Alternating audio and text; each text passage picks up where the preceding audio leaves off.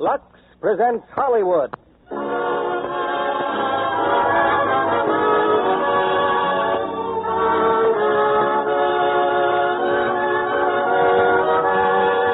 The Lux Radio Theater brings you Alan Ladd and Loretta Young in And Now Tomorrow. Ladies and gentlemen, your guest producer, Mr. Preston Sturgis.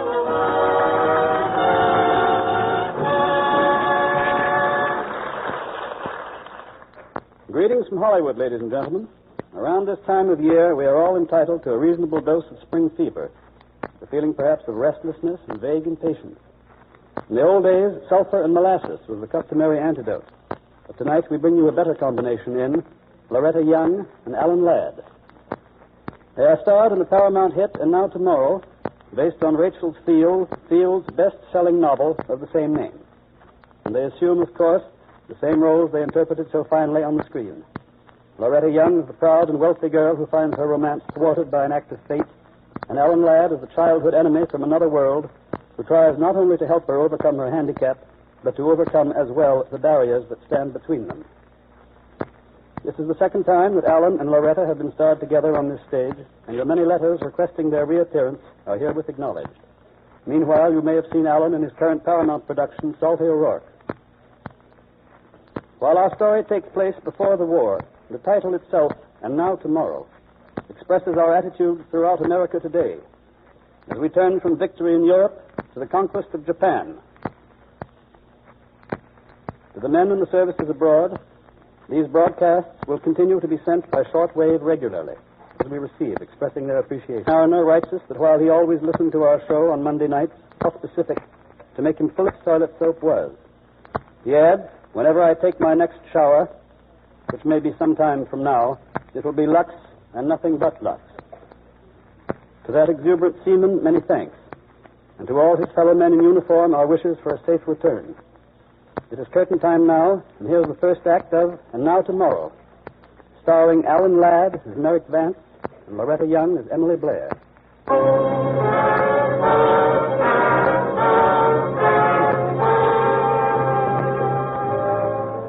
A week ago, Miss Emily Blair of Blairtown, Massachusetts, came to Chicago to see the celebrated specialist, Dr. Sloan.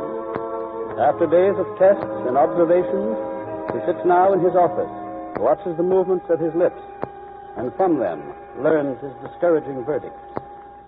What you're trying to tell me, Doctor, is that there's nothing you can do for me. I'm sorry, Miss Blair. No hope at all? I'll never hear again? There's always hope. Miss Blair, 2 years ago, in 1935, you had a severe case of meningitis. The result is marked deterioration of the auditory nerves. I know of no cure for it. I see. But I'm only one man, Miss Blair. There's Chase of Johns Hopkins, Merritt in Rochester, Caro in Montreal. I've seen them all, except Carol. I've been examined and tested by so many specialists, I just couldn't face another one right now. I'm going home for a while. Perhaps that's best. I'm glad you haven't let your deafness be a handicap. You read lips remarkably well. I've had excellent teachers and a great deal of practice. Well, thank you, Doctor. Wait a minute, Miss Blair. A doctor's obligation goes beyond mere diagnosis. Your personal life may have a bearing on what anyone can do for you. You're not married, are you? Really? What possible bearing can that have on the case? It might have a lot to do with any advice I could give you. I'd rather not discuss my affairs. As you wish. I only want to help you. Well, I suppose there's nothing that I shouldn't tell you. My parents died some years ago. I have a younger sister. She lives with me, and so does my aunt, who manages our factory. But no husband. I am engaged. Well, then, there's no reason why you shouldn't have a full and happy life, regardless of your hearing. Except, Doctor, I have no intention of marrying until I'm cured of deafness. I will not inflict this handicap on someone else. But that's absurd. There's nothing... Please, Doctor, please. I've discussed this with my fiancé. It's a matter entirely between ourselves. Now, if you'll tell me the amount of your...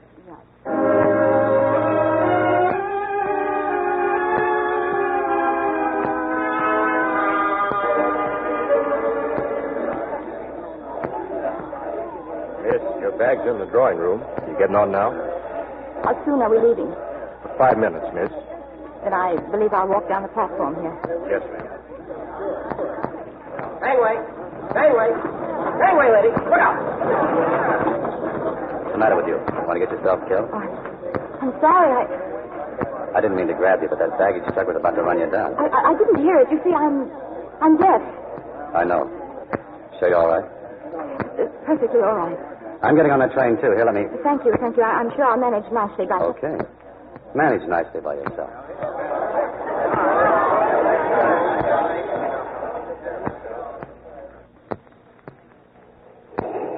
Miss Blair. Yes, conductor. We'll be in Blairtown in 10 minutes.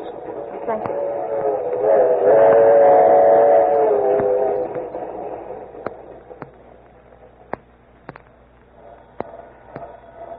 Mr. Meade?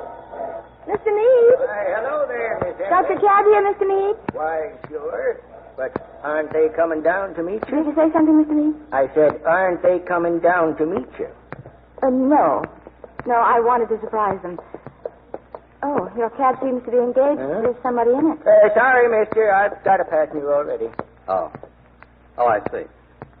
Mr. Meade, I think I'd rather walk. If there's any walking to be done, Miss Blair, I'd like to do it.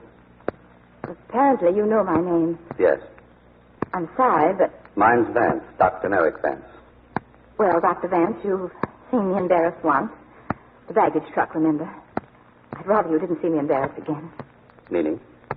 That I'd feel much better if you'd share this cab with me. Just as you say, Miss Blair. Where to, mister? Dr. Weeks' house, please. Oh, your friend is Dr. Weeks? Yes, he practically brought me up. He's our family doctor. Isn't he? Everybody's here in Blairtown.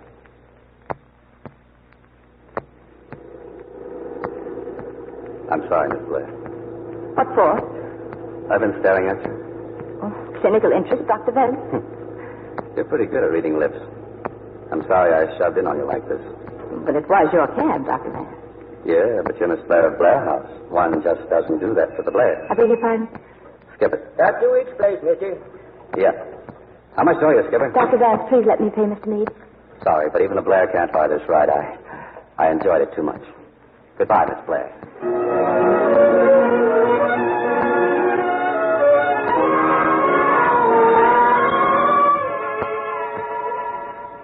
And you're home. Oh, Emily, dear, I'm so glad to see you. But, darling, why didn't you let us know? Just a surprise, Aunt Martha. Now, tell me, how is everybody? Fine. Fine. Oh. And what about you, dear? No luck. Another failure. Emily. We'll talk about it later. Where's Jeff? Still at the mill. But he'll be here for dinner. Reporting to the boss, huh? Really, dear, he's done wonders at the plant. And it's all because of you. You're all he ever talks about. Emily, dear, why don't you marry him? You'd be much happier. You know why. But, darling, no, I just simply couldn't stand seeing me stare at other people's lips and watching me look around before I'd take a single step. We Blairs are much too stuck up for that. Now, what about Janet? How's she? Your sister needs a talking to, my dear. She's out entirely too much, and no accounting for it. But who knows? Maybe it's romance. Well, I'd better freshen up. Hurry, dear. I'll phone Jeff right away. Oh, Dr. Will's coming to dinner, too. Well, that's wonderful.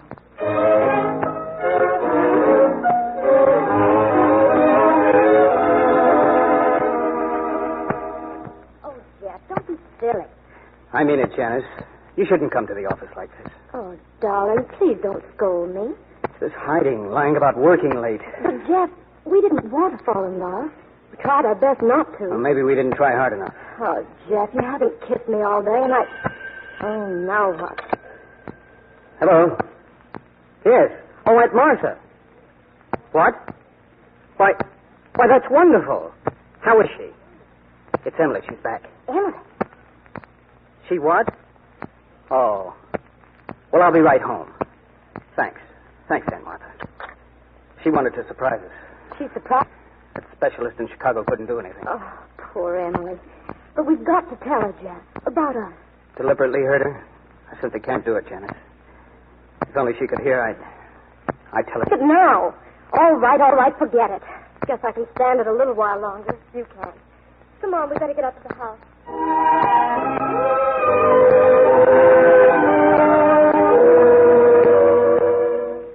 And that's why you sent for me, Dr. Will? Emily Blair. That's right, Merrick. Because Sloan could do nothing for her. How did you know? She sent me a wire before she left Chicago. Look, Dr. Will, I'm not for the Blairs. Sure, I've had some success with deafness, but I'm just a guy working in a free clinic. Merrick, we've known each other a long time. You're very close to me, my boy, but so are the Blairs. And just what do you want me to do? I want you to stay here for a while and treat Emily Blair. You know, I'd do anything in the world for you, Dr. Will, but this I can't see. If my work is any good, people need it who can't afford to go to the specialist. I'm needed far more in Pittsburgh than I am in Blairtown. Look, can we talk about it later? Later? The Blairs expect me for dinner. They expect you, too. Oh, now, wait a minute. Aunt Martha insists that I bring you. Who's Aunt Martha? Martha Evans, Emily's aunt. She manages the meal. You will come, won't you? Me having dinner with the Blairs. Sure, if they won't throw me out.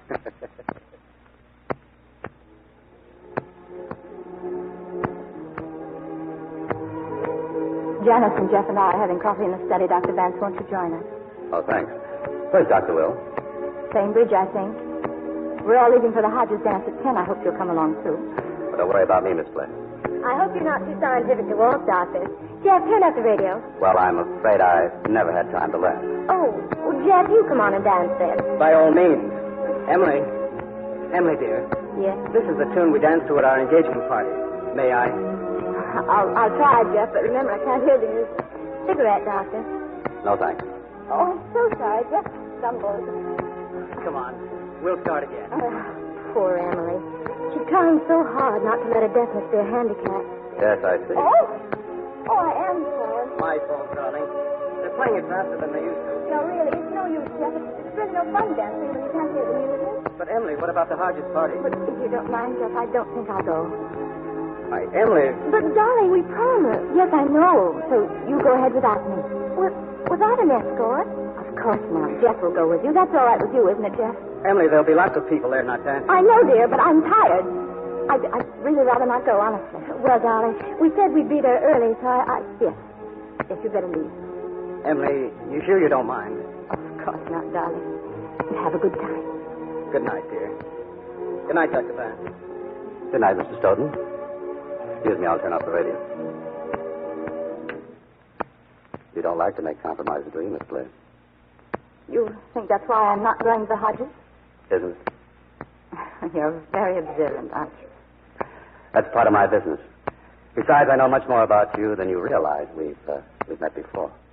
We have? Yes, it was at a Christmas party at the mill. Our name wasn't Vance then, it was Vankovich. You were about 7 and I was 12. You were giving out Christmas baskets for the workers. Everybody thought you were so cute. I hated you. Would you like to know why, Miss Blair? Well, no, not particularly. I'll tell you anyway. A week before Christmas, my father was let out of his job.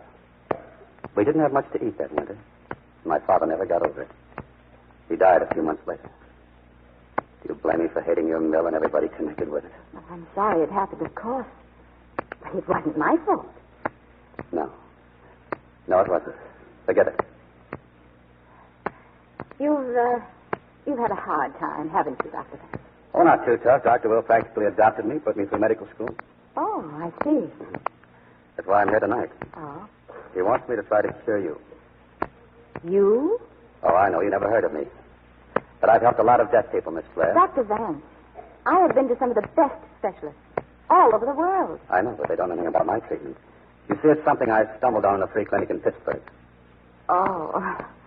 No. So, Miss Blair, I don't think the surroundings of the clinic would suit you at all. Sure they wouldn't. And besides, I don't think I'd make a very good guinea pig. I'm not so sure of that. And since you aren't looking at me, I can say that deafness isn't the only thing I'd like to cure you I beg your of, Miss pardon, did Blair. you say something? I was saying, I don't think I'll wait for Dr. Will. Good night, Miss Blair.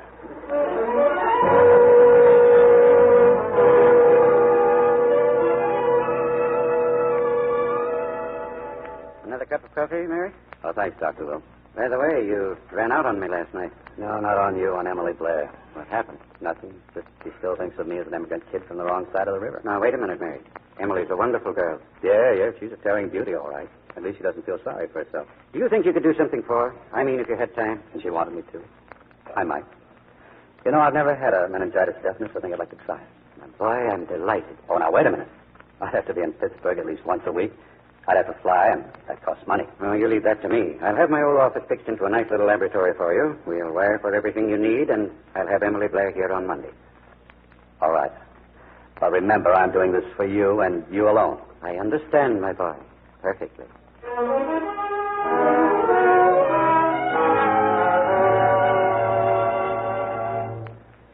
Won't you sit down, Miss Blair? Thank you. Emily didn't understand the other night how far you'd gone in your special field, Mary. I ought to have told her more about you. Well, you certainly made up for it today, Dr. Will.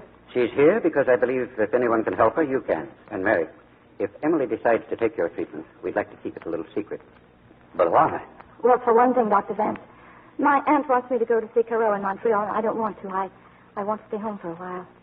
If your treatment should be successful, it would be a happy surprise for all of us. And if it isn't, well, it will save the others another disappointment. I'm very hopeful. Very hopeful. Oh, there's one thing, Miss Blair, before we go any further. If we start this, I want to be sure you'll see it through. Just what does that mean? The treatments involve injections twice a week, special serum that I've developed. How long will it last? I haven't any idea. Well, I mean, about how long? How long did it take with your other patients? Well, that's no indication. None of them had meningitis, and not all of them are cured. Oh. You haven't much faith yourself, have you? No. And you're not going to like the treatments. You're going to feel pretty sick after some of the injections. That's why I want your promise to stay with it until something's proved. Would you tell me at once if you knew it was useless? Well, of course. My time has a certain value, too, Miss Blair. Very well, I promise. And Dr. Will seems to have enough faith for both of us anyway. You know, it seems as though we're both doing this for Dr. Will. You know, it's a lucky break for us that deafness isn't one of those ailments where you have to like the doctor to be helped. Or the doctor has to like his patient. Yes. You can roll up your sleeve, Miss Blair.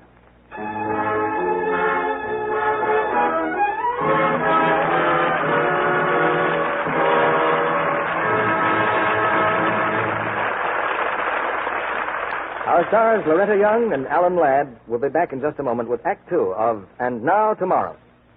Meanwhile, it sounds like gossip. So I said to Mary, well, that's a catty remark. You'll have to admit Ellen has a mighty adoring husband. Mary's just jealous of Ellen, that's all. That's what I think. But all I said was, well, I hope when I get a husband, he looks at me the way Jim Taylor looks at Ellen. I guess that did it. Sounds as if Ellen were something of a glamour girl. Certainly her husband thinks she is. One thing's sure. Ellen's a girl who realizes the compelling charm of smooth, radiant skin. Yes, Ellen's a Lux girl. A girl who never takes chances with complexion loveliness. Here's her daily beauty care. My Lux Soap facials are easy and quick. I cover my face generously with the creamy active lather and work it well in. Then I rinse with warm water, splash on cold, and pat my face dry with a soft towel. This beauty care works for screen stars, and it works for me, too. Active lather facials with Lux toilet soap really do make skin softer, smoother. No wonder this fine soap is the chosen beauty soap of 9 out of 10 famous screen stars. Lovely women everywhere. They'll tell you the extra creamy lather is like a caress on the skin. You'll agree it feels like smoothing beauty in. Recent tests showed actually 3 out of 4 complexions improved in a short time with this gentle daily care. Why don't you get some of this fine white complexion soap tomorrow? Here's Preston Sturgis and our stars. Act Two of And Now Tomorrow, starring Loretta Young as Emily Blair and Alan Ladd as Merrick Vance.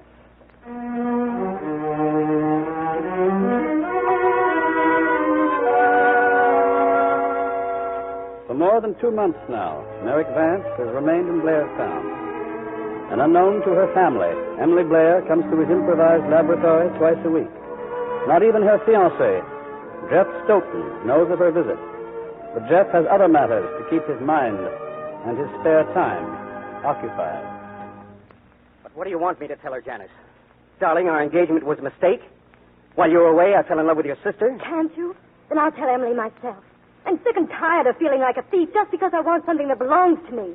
You're not her property anymore. If you tell Emily one single word now, you and I are through. Jeff. Oh, Jeff, don't say such a thing. I'm sorry, darling, but I had to make you understand. Oh, Jeff. Jeff, put your arms around me. Darling, we're in your house. Someone may come in. I told you Aunt Martha went to Boston. But Emily, Haven't you noticed? Every Tuesday and Friday afternoon she's gone. Wouldn't it be a laugh if she were double-crossing you? Janice. Oh, I just can't help being nasty. I can't stand this much longer. I can't. Engagement to Miss Blair. This is the 22nd treatment. Your arm looks sore. Does it hurt? Yes, a little. More than little. But you're not afraid of pain, are you? Maybe you even like to suffer. I don't know what gives you the right to say that, Doctor. Why don't you marry the guy? It seems to me you won't know more about my affairs than there's any need for. Anything that affects your state of mind affects your health, and anything that affects your health is my business. I'm your doctor, remember? Very well, Doctor. Since you insist upon my saying it. You ought to know how unfair it would be for me to marry Jeff the way things are. Unfair to whom? To him, of course. Who else is there? You? Really, Doctor, I just don't want to talk about it. I'm sorry, Miss Blair. Same time Friday.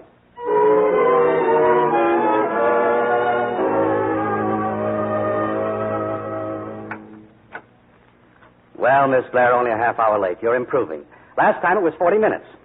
Oh, I'm sorry. I must have walked too slowly. Oh, that's all right. Just make yourself comfortable. I'll be back in a half hour. You're going now? Yes, just sit down and read a magazine. That is, if you care to wait. You're not very polite this afternoon, are you? About average for me, Miss Blair. About average.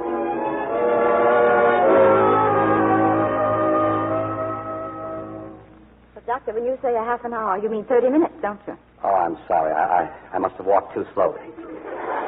Now, it's kind of you to give me lessons in manners, Dr. Vance, in addition to all of your other kindnesses to me. Oh, no one can teach you manners, Miss Blair. You know them all. Now, look. It's been over 10 weeks since I've been coming to you. Do we always have to fight? It isn't fair, is it? Especially when I have all the sharp weapons.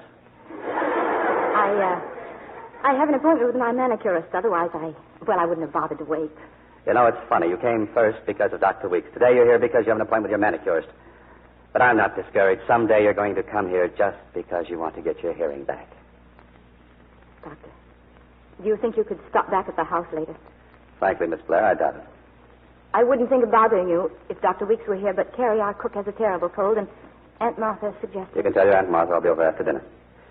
Now, if you'll step into the lavatory, we can...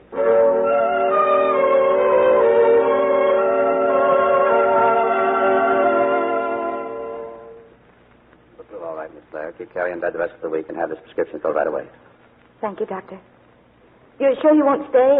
A drink, perhaps? Sorry, but I can't... There's a phone call for you. Oh, thank you, Miss Evans. You can take it on extension there. Thank you. Hello? Hello? Yes, it's Dr. Vance. Who?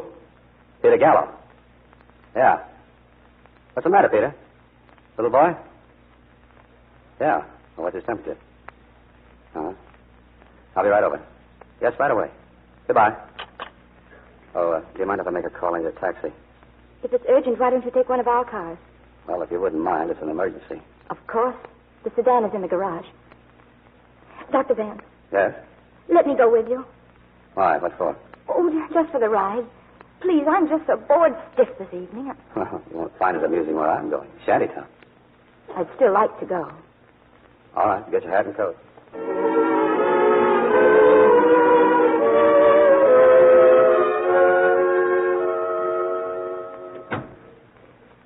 How is he, Mrs. Gallup? What does the doctor say? He isn't sure yet. He told me to wait out here. You're Angeletta, aren't you? I'm Emily Blair. Don't you remember me? We went to school together. You think I don't remember you? I remember you all right. Well, if you'd rather, I'll wait outside in the car. No, it doesn't matter. Angeletta. Yes. He says it's mastoid. Peter. Oh, no. I haven't any choice, Angeletta. He's too far gone to risk taking him to a hospital. I'm going to operate here. I told him, do what he thinks best. I'll need all the hot water I can get, boiling hot. I'll get it, Doctor. Is there anything I can do? That's plenty. I'll have to count on you to get the anesthetic. Think you can, Miss Blair? I think I can. If you start feeling faint, be sure to tell me. Don't wait too long. No, I won't. All right, then take that red stuff off your fingernails and start scrubbing your hands.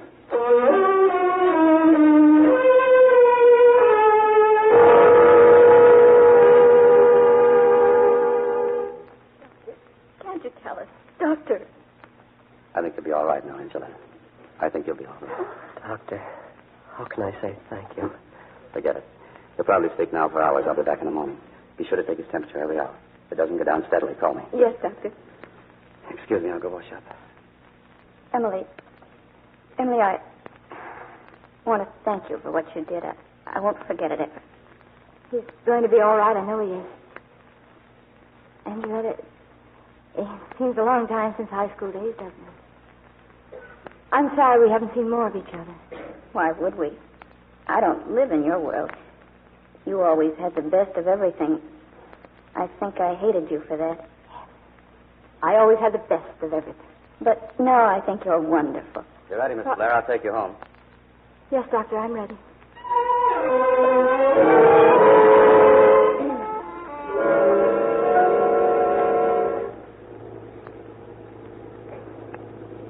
Do you mind if I keep the light on in the car? Light? Why? Because it's hard to see if it's dark and I can't tell if you're talking or not. Feel like talking?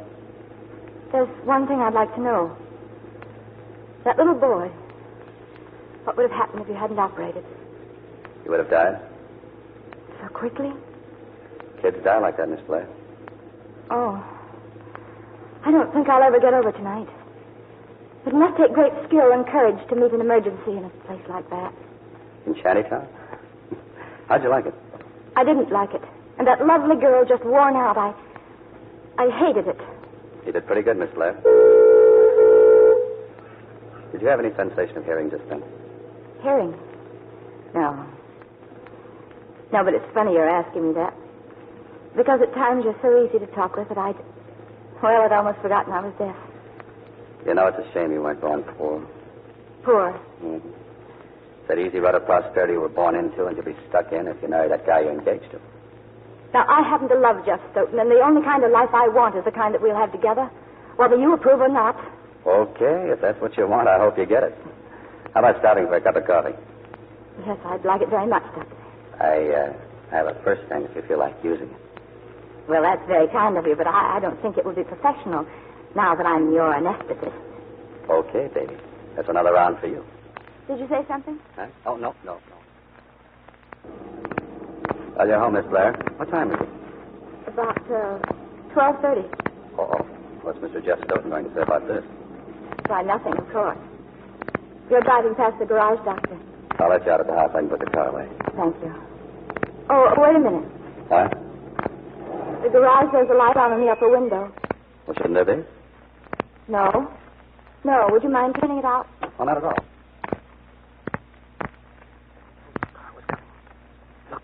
Down there in the drive. Emily and Dr. Van. Oh, we were fools to come up here at all. There's nothing wrong. There has to be someplace where we can talk alone.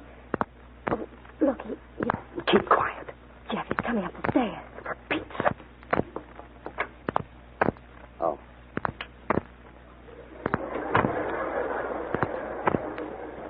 Jeff, he'll tell Emily. No, he won't tell Emily anything. Well, I hope he does. I want him to tell her. Doctors don't tell other people's secrets.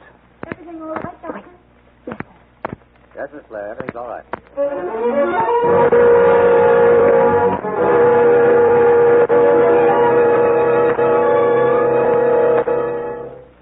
Don't you ever leave this laboratory, Merrick? Hello, Dr. Will.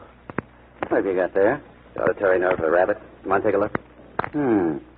Looks like regenerating tissue to me. It is. 3 weeks ago, I started injections of serum. The rabbit had been stone deaf. The same serum you've been using? No, something new I'm working on. But I haven't got it yet. The rabbit died.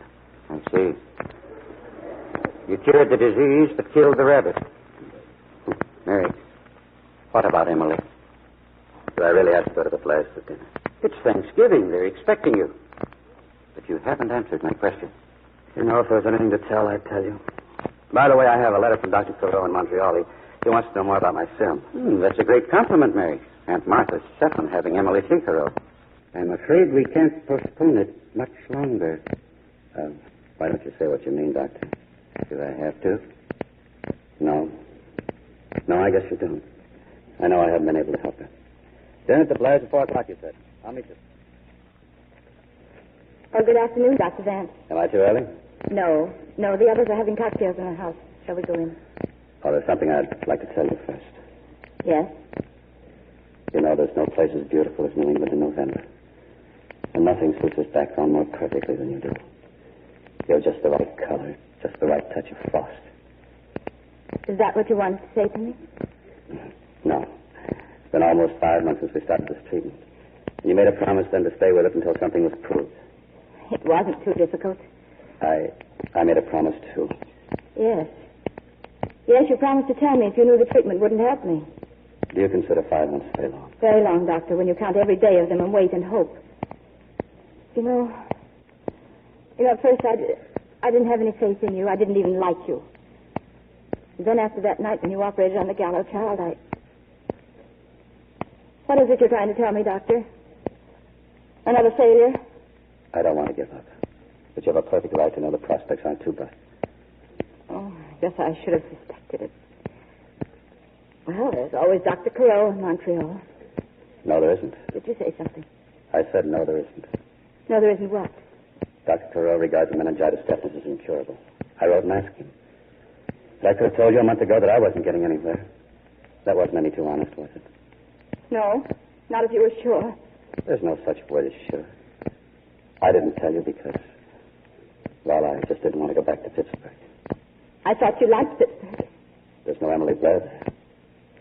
What did you say? I said there's no Emily Blair in Pittsburgh. Oh, I see. You can't cure me, so by way of compensation, you're willing to make love to me. Who are you that a man can't make love to? You might have a good something? taste, Doctor, to keep it to yourself. Well, I never learned your kind of good taste, so I can finish what I was going to say. Engaged to a man named Jeff Stoddard, but you won't marry him. Why? Because you're deaf? Wouldn't make any difference to me. You think it does to him? Well, whether it does or not, he won't go on waiting forever, even though he is a Pennsylvania student. No one in my entire life has ever dared to speak to me like this, Doctor. No.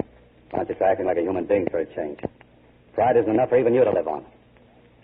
Have you quite finished, Doctor? Yes. Maybe I've said it all wrong, but at least I've said it. Then perhaps we'd better go into the house. Well, here they are. Hello. Just in time for a drink. Cocktail, Emily? No, thank you. Doctor? Thank you. Jeff, there's something I want to say to you, to everyone. I have a confession to make. A confession, dear. I'm serious, Aunt Martha. For the past 5 months, Dr. Vance has been trying to cure me with a special serum that he discovered. That's why I've avoided going to Montreal. Emily, at least you might have told me. I didn't want to tell anyone. And anyway, it doesn't make any difference because Dr. Vance's treatment didn't work. I'm responsible for the whole thing. Mary didn't want to do it. Emily... That's the funniest thing I ever heard. Fancy Emily going to this handsome young doctor on the fly. Janice, behave. Please, I haven't finished. Dr. Carroll can't cure me either. Dr. Vance had a letter from him. Now, apparently, no one can cure me. Jeff, I'm going to be deaf all the rest of my life. Oh, Emily, no. For the past 2 years, I've been indulging myself in a very selfish attitude. I've been asking you to wait and not giving you any idea of how long you'd have to wait. Well, too proud or something to see it for myself. Jeff, if you still want it that way, I'll marry you just as soon as you like. I've always wanted it just that way, Emily. Oh, Jeff. I hoped you'd say that. Then we'll have our Christmas wedding after all. Even if I can't hear the wedding.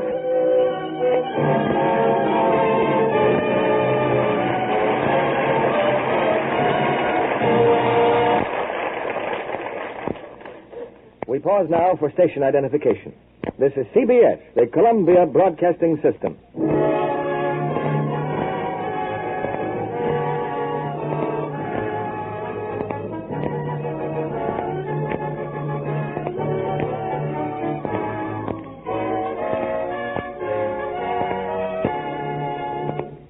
In just a minute, we'll bring you the third act of And Now Tomorrow, starring Alan Ladd and Loretta Young.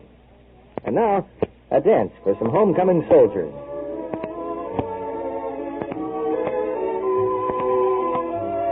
May I? Yes, indeed. Oh, this is wonderful. Say, you walk like a dream. I've got a good partner, soldier. No kidding. I knew you'd be like this to dance with. Light as a feather, and gosh, you're mighty sweet, too. A man means many nice things when he says a girl is sweet, but this he's sure to mean. She's feminine, appealing, lovely to be near. And clever girls realize the very definite appeal of skin that's fragrant, sweet. Here's what a famous and beautiful screen star, Ann Baxter, has to say about it. There's no charm more important than perfect, exquisite daintiness. No girl should ever neglect it. And this is Ann Baxter's tip on how to make daintiness sure.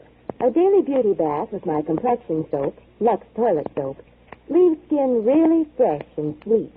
And I love the delicate fragrance a Lux Soap bath leaves on my skin. Why not use Lux Toilet Soap as your daily bath soap, too?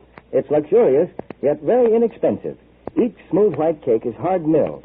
You'll find Lux toilet soap doesn't get mushy or soft. Can be used to the last thin sliver. Get some of this fragrant white beauty soap tomorrow.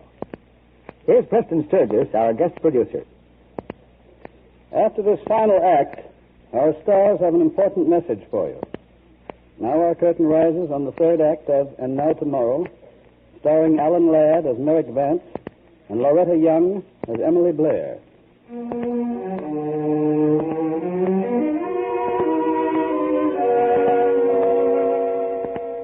It's 2 days before Emily's wedding to Jeff Stoddard.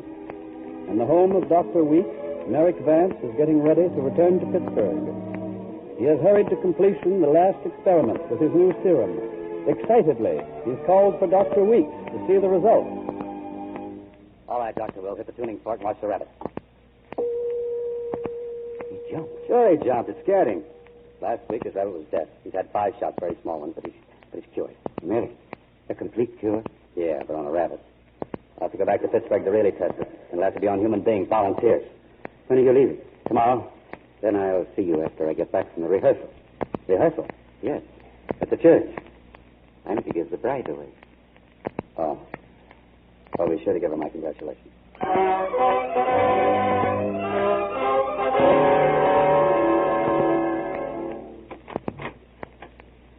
Thanks for the lift home, Dr. Will.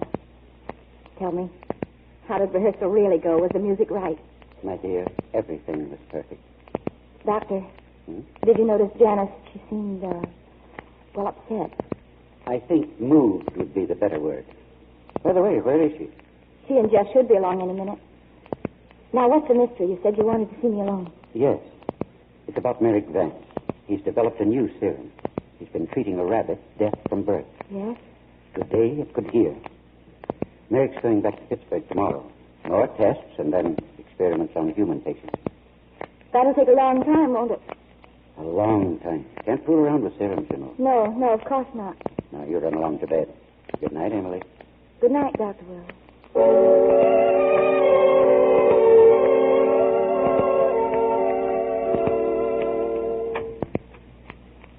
Miss Blair. I know it's late, but I've got to speak to you. Well, sure. Come on in. Dr. Will told me tonight about your new cure. Sure. I have no cure.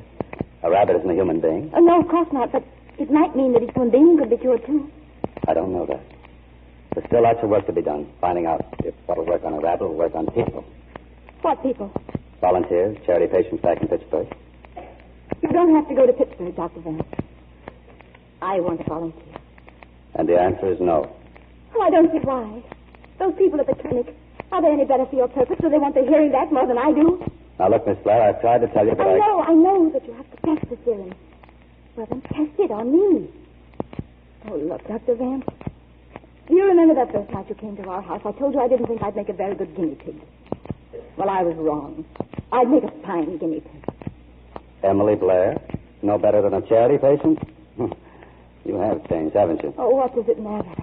Well, it matters to me because I've changed, too. I can't experiment on you any longer. I tried to tell you that Thanksgiving Day, but you shut me up.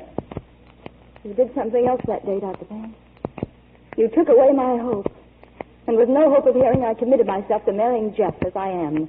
Incomplete. Well, you love him, don't you? Isn't that enough? It needn't be.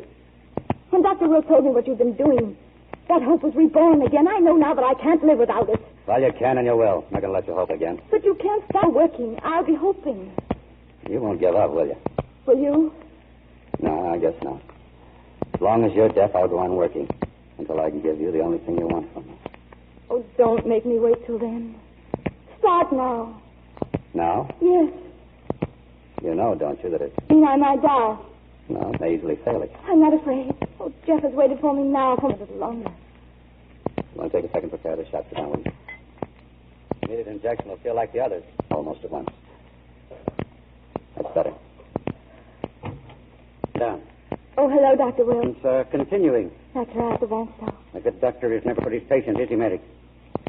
That's right. And you You choose to. I insisted that he give it It's untested. It's dangerous. Emily's been... You see, I'm talking a language that neither of you want to understand. I'm taking you home, Emily. Emily, are you... What's the matter? I...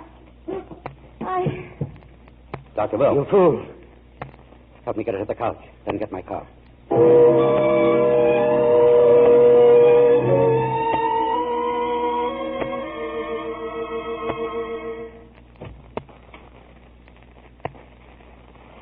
Dr. Will. Pulse is regular. She's still unconscious. See. She's going to live. Yes, she'll live. No thanks to you. Well, I can leave now. But I had to. Yes, of course. What time is it? 7:10. Just time for you to make the 8 o'clock train. Just. Dr. Will. Dr. Will. You're home in bed, Emily. You're all right. Everything's all right. Dr. Van? He's not here. He'll come soon. He's on the train to Pittsburgh, my dear. He went away? Not until he knew you were all right. I see. What happened to me? The injection, it produced a sort of shock. You had us worried. But why? Why did he go away? We'll talk about it later. Try to rest.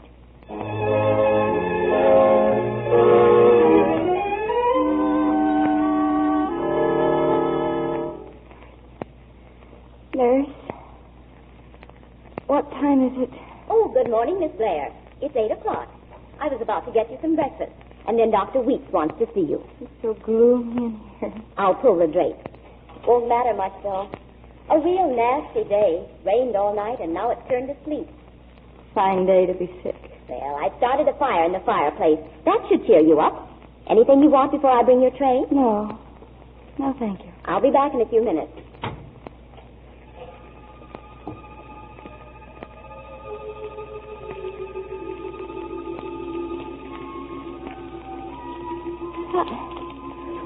What is... I can hear. It can't be. No, it can't. A real nasty day. Rained all night, and now it's turned to sleet. Lean against the window. I can hear it. I started a fire in the fireplace. That should cheer you up. The crackling of the logs, the sound of the flame. My own voice. It's true. True, I can hear. No! Emily, dear, what is it? Dr. Will. You were calling? Dr. Will. Say something to me. But you'll have to look at me, Emily. But you'll have to look at me, Emily. Why, you... I can hardly believe it. Go on, say something else. I'll keep my head turned. Emily, tomorrow would be your wedding day if you were well enough. Emily, tomorrow will be your wedding day if you were well enough. It's a miracle. I know it. Oh, to be able to hear again. To hear voices, to hear footsteps. Janice. Emily, darling, how do you feel? Oh, Janice, I've never felt better in my whole life. Shall I tell her, Emily? No. Janice, turn away from me. What in the Go on, so I can only see your back. Well, all right, but this is silly. No, it isn't silly. Emily, you heard me. Yes, I heard you. I can hear. I'll get in Martha. She should know it. Oh, no. I want to tell her myself. Where's Jeff? He'll be here soon, dear. I want to see Jeff's face. Oh, Dr. Will. Dr. Vance. Oh, I wish he'd waited. So do I, my dear. He should have been the first to know. Oh, no, darling. Jeff should be the first. You don't know what this is going to mean to him. Almost as much as it means to you. And to me, darling. To me.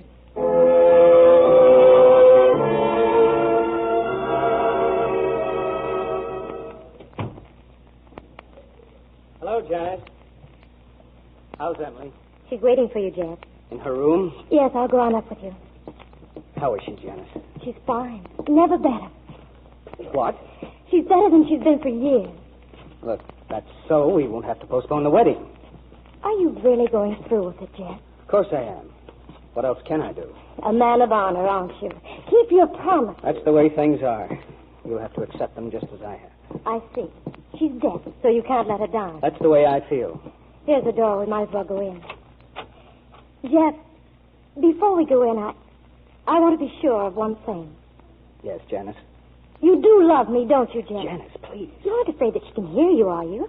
After all, she can only hear you when she's looking at you. Yes, of course. Then say it. Do you love me? You know I do, Janice. Thanks, Jeff. You'd better go in now. Emily has something to say to you. Aren't you coming in? I think now she'd rather see you alone. Janice, please. Come in. Hello, Emily. You're looking wonderful. Oh, Jeff. So you love Janice? What do you mean? I think it's simple enough. I heard you. You heard me? Yes. You can hear? She can hear, Jeff. There's no reason now why you shouldn't tell her. Yes, I think you'd better tell me, Jeff. Emily, I'd rather do anything than hurt you. Even marry me? Emily. Now, look, Jeff. Will it help you if I tell you I'm not going to ask you to choose between Janice and me? I have no apologies, Emily. You were away a great deal, and we fell in love with each other. Janice, what about you? Do you love Jeff? Yes, Emily. I love him. Oh, I see. Janice, sit down. Jeff, you sit down, too, both of you. Oh, poor Jeff. You haven't been happy, have you, you and Janice? No, we haven't. Meeting out in country roads and cars over the garage. Over the garage? Yes, it was the only place we could talk alone. Why, that's strange. One night I came home with Dr. Vance and I saw a light in the window. He went upstairs to turn it out. We were there. Janice and I. He saw us. He saw you. Yes. Well, that's funny. He didn't even mention it. And then on the terrace on Thanksgiving Day, he practically challenged me to marry you, Jeff. I wonder why he thought that was such a good idea. I think I'll have to ask him the next time I see him.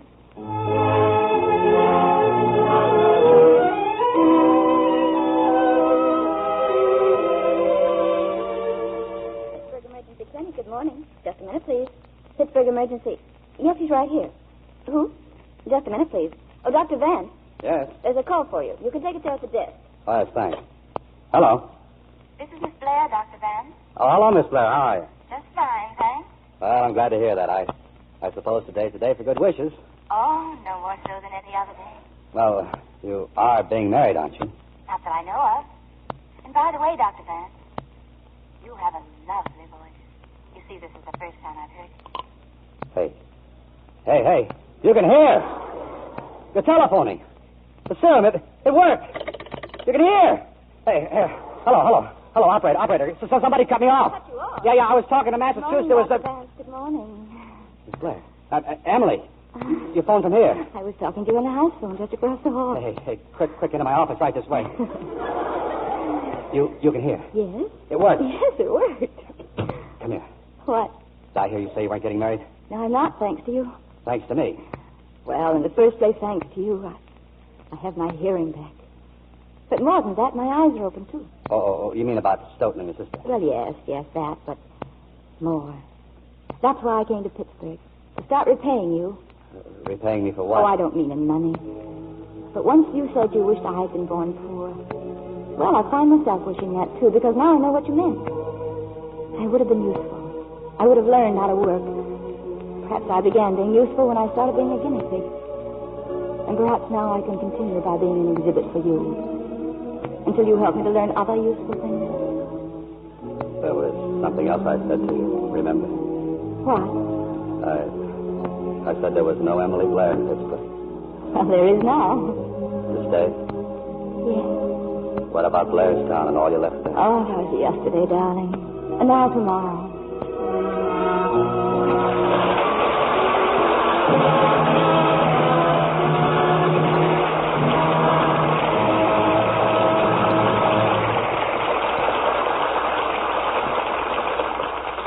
Well-earned applause for tonight's stars, Loretta Young and Alan Ladd, who come to the Footlights to receive our thanks. Oh, and thank you, Preston. It was a pleasure to be back here again with Alan and to work with such a fine cast. I'd better warn you both that the autograph hounds are lined up at our stage door. Oh. Well, Preston, we've been collecting autographs ourselves these last few days. You and Loretta collecting autographs? What kind? Well, the kind that make you feel humble when you read their names. Will Rogers, for example. Wallace Reed. And Carol Lombard. Where do you pick up autographs like theirs? Oh, a few blocks from here. At a booth outside of Paramount Studios? They cut the signatures off canceled paychecks that the studios saved from years back. And you can take your pick with every war bond that you buy. And that's one way of adding attraction to the best investment in the world. Well, that's right, Preston. But you don't really need premiums to urge you to buy war bonds. Where can you do better than $4 for 3? I can understand why you two have a personal interest in this 7th War Loan. Alan having served in uniform, and you, Loretta, with a husband in the Army. Oh, I don't think Alan and I have any more vital interest in this drive than every other American Yes, person. it's just hard sometimes to think for any one individual to realize what his purchase means. Right, Alan. So let's look at it this way. If everyone in our Lux audience, for instance, bought just one $25 bond, it would come to a total of $750 million. And that's a lot of hay in any language, especially in Japanese. Right. And if our audience were to buy a $100 bond apiece, we'd have a fighting total of $3 billion good American dollars, enough to build 40 aircraft carriers and send them against the Japs with 4,000 planes aboard. That's quite a challenge to your audience, Preston. I hope they'll have acted on it before we meet again next week. What play do you have for next week, Press? Next Monday night, we take you to the bluegrass country with a story of romance and racing from the 20th Century Fox success, Kentucky. And our stars are Lorraine Day, Walter Brennan, and Tom Drake. A family feud that clashes with a warm and moving love. And the color and excitement of the racetrack give you one of the screen's most powerful and gripping dramas. Well, we'll be looking forward to it, Preston. Good night. Good night. Good night, and thanks from all of us.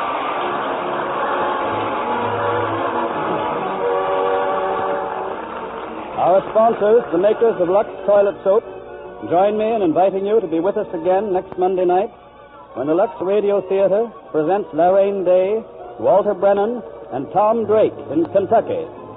This is Preston Sturgis saying good night from Hollywood.